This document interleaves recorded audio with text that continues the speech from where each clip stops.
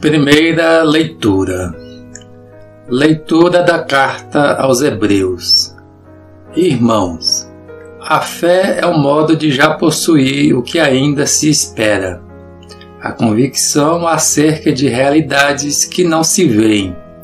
Foi a fé que valeu aos antepassados um bom testemunho. Foi pela fé que Abraão obedeceu à ordem de partir para uma terra que devia receber como herança, e partiu, sem saber para onde ia. Foi pela fé que ele residiu como estrangeiro na terra prometida, morando em tendas como Isaque e Jacó, os co-herdeiros da mesma promessa, pois esperava a cidade alicerçada que tem Deus mesmo por arquiteto e construtor.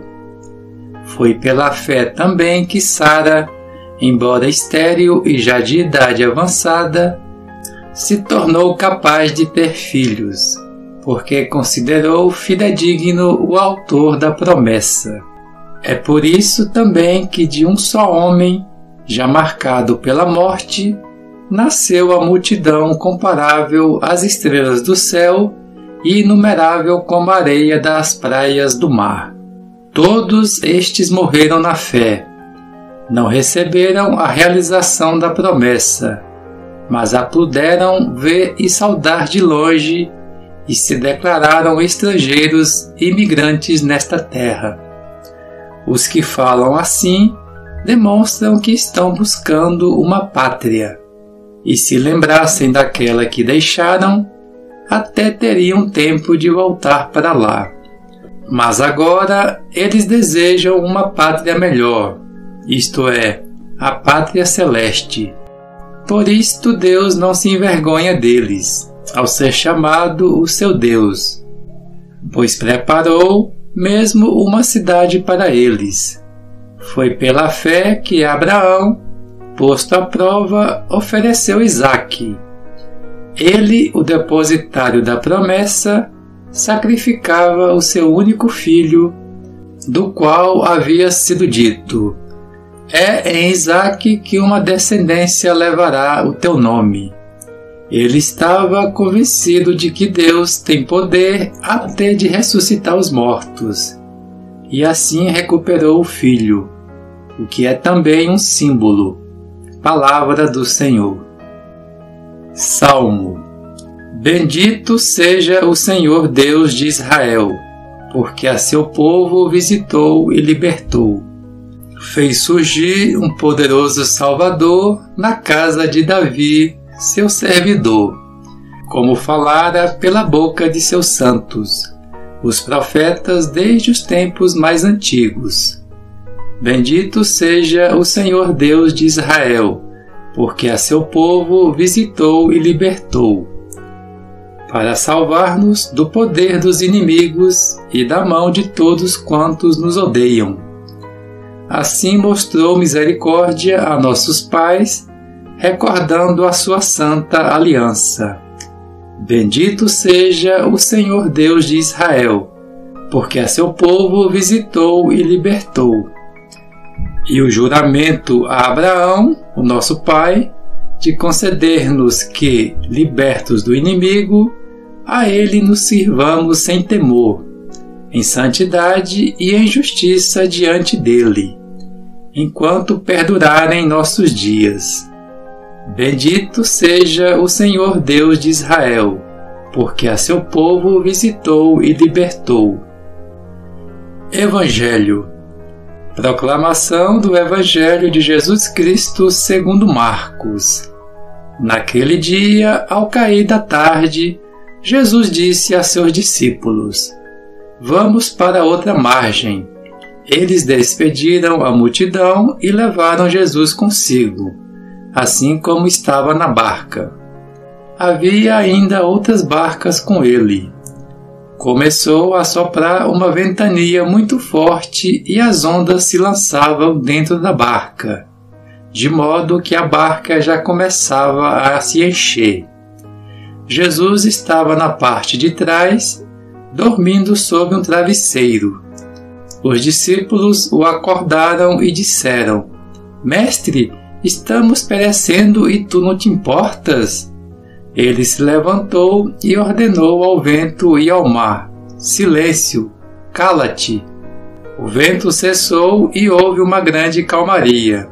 Então Jesus perguntou aos discípulos: Por que sois tão medrosos? Ainda não tendes fé? Eles sentiram um grande medo e diziam uns aos outros: Quem é este a quem até o vento e o mar obedecem? Palavra da salvação. Olá, queridos irmãos e queridas irmãs. Acabamos de ler a liturgia de hoje. Agora vamos refletir um pouco sobre o Evangelho segundo Marcos que acabamos de ler. Jesus disse aos seus discípulos para irem para outra margem. Eles obedeceram por confiar em Cristo. Mas não foram sozinhos, pois Jesus também estava com eles na barca. Assim como nesse trecho do Evangelho, em que Jesus se dispôs a ir com eles na barca para outra margem, Jesus também nos acompanha na nossa barca da vida. Basta querer que Jesus nos acompanhe na nossa barca. Precisamos reservar um espaço para Ele. Muitas pessoas não reservam um espaço para Cristo e só reclamam das coisas da vida. Enfrentaremos dificuldades, mas precisamos ter fé que tudo vai dar certo. Tudo tem um propósito, mesmo que não entendamos no momento, mas não devemos ser medrosos como os discípulos do Evangelho de hoje, pois Jesus sempre nos guiará pelo melhor caminho. Mesmo que haja contratempos no trajeto, não há nada que devemos temer. Basta entregarmos nossa vida ao Salvador.